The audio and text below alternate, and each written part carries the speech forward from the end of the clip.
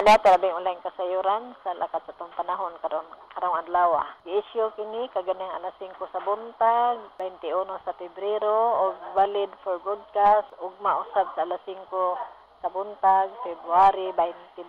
Still in the cold front, mo kini sistema nga nakaapekto sa Central ug Southern Luzon. O gumikan ini ang probinsya sa Aurora, Quezon, Bicol Region o silangan nga Kabisayan, makasinati o panagsang pagpanagom, inubanan sa hinay nga mga pag-ulan-ulan o panagsang pagpanugdog o kilat. Samtang ang Metro Manila o ang ubang dapit sa Luzon, makasinati sa pining panagsang pagpanagom, inubanan gihapon sa panagsa hinay nga mga pag-ulan-ulan.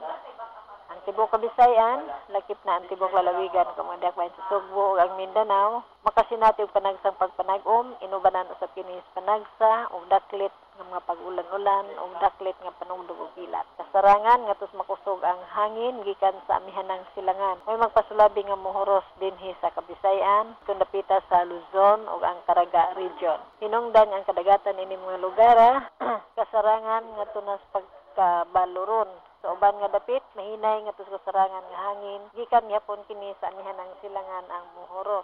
Ug ang kadagatan usab sa uban nga dapit sa nasod, mahapsay nga tunos pagkakasarangan ang pagbalod.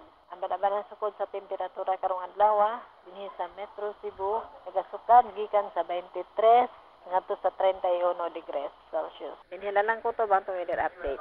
Kandiri sa Pag-asa Mactan, Alice Canasa.